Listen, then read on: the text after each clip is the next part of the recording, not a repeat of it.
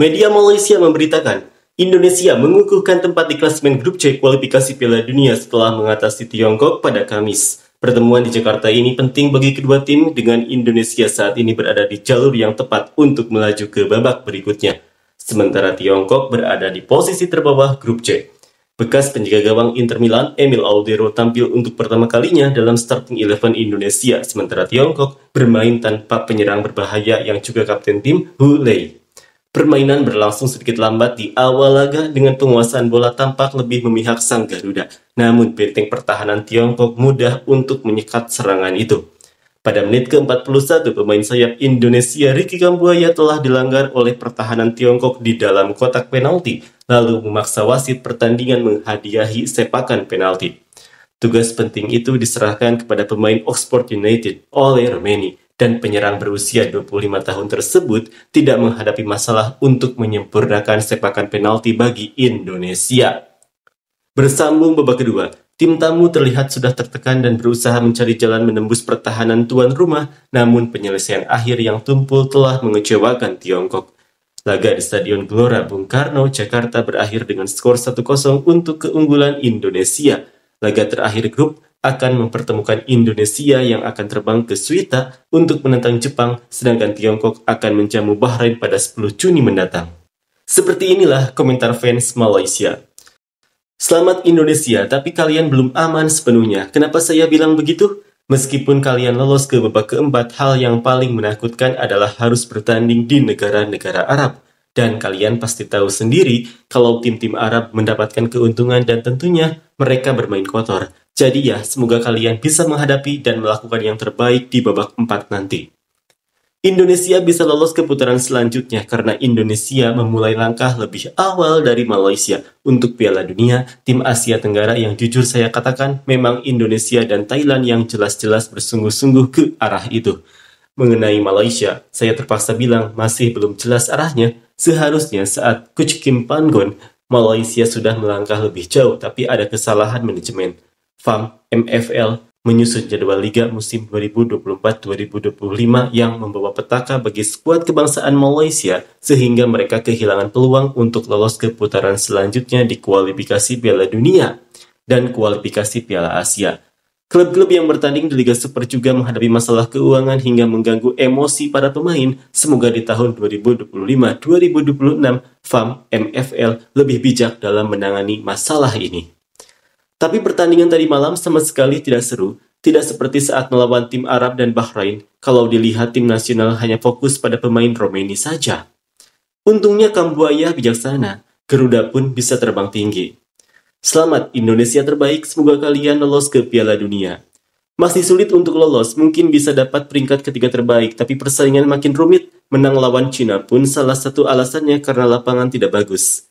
Indonesia pakai anak lokal Belanda, rakyatnya ribut tidak? Kenapa tidak sama seperti di Malaysia? Ya, betul itu. Tapi setidaknya rakyat Indonesia masih bisa menerima pemain berdarah Indonesia dari luar dan berbeda di Malaysia. Menang penalti sudah sombong, masih ada jalannya. Belum selesai lagi, jangan sombong. Jujur, di babak keempat dijamin akan dilibas negara-negara Timur Tengah kalau mainnya masih seperti saat melawan Cina. Cuma 1 gol saja pemirsa. Itu pun gol penalti, banyak pemain berdarah Belanda tapi tidak mampu mencetak gol. Tempat sendiri menang keberuntungan. Sampai berkeringat untuk mengalahkan Cina, kasihan. Sebuah negara yang belum pernah menjuarai AFF kini telah melangkah sangat jauh tidak peduli siapapun lawannya di babak keempat. Ini adalah sejarah. Indonesia main tidak menarik pun, cuma penalti saja di halaman mereka sudah mulai menghina Malaysia karena menang penalti itu. Sudah keluar sifat takabur dan sombong mereka. Nomor 3 dan 4 bisa lolos ke babak selanjutnya. Playoff ada kemungkinan untuk lolos. Jika lolos, kita harus mengambil mereka sebagai contoh terbaik untuk terus maju ke depan. Kalaupun tidak, betapa jauh mereka telah melangkah. Yang baik kita ambil sisi positifnya. Bertengkar di media sosial tidak ada gunanya. Di babak 4 ada 6 tim, dibagi menjadi 2 grup. Juara grup lolos langsung ke Piala Dunia. Wakil juara grup akan bertanding melawan wakil juara grup lainnya untuk memperebutkan tiket playoff melawan wakil Afrika. Tim peringkat ketiga akan bermain playoff, dan tim peringkat keempat akan masuk ke putaran keempat dibagi lagi menjadi 2 grup. Juara setiap grup lolos ke putaran Piala Dunia, Indonesia masih jauh untuk bermain di Piala Dunia. Apa sih? Aku cerita tentang babak 5 nanti, putaran playoff kualifikasi Piala Dunia. Tim peringkat ketiga dan keempat dari setiap grup di putaran final kualifikasi Piala Dunia, total 6 tim, akan diundi menjadi 2 grup. Setiap grup berisi 3 tim dan akan bertanding dalam format single round robin. Tidak ada pertandingan kandang-tandang. 2 tim teratas di setiap grup akan lolos secara otomatis ke Piala Dunia 2026. Sementara itu, tim peringkat kedua di setiap grup akan melaju ke satu putaran playoff lagi untuk menentukan wakil Asia di pertandingan playoff antar benua. Babak 3 ada 6 tim dulu, babak 4 ada 2 tim lagi, lalu babak kelima untuk memperebutkan satu slot playoff melawan negara dari benua lain. Permainan Indonesia masih belum aman, kontrol pertandingan sudah bagus tapi tidak ada pengumpan bola untuk striker. Mau tidak mau, Erick Thohir harus mencari gelandang seperti Bruno, Szoboszlai, atau De Bruyne.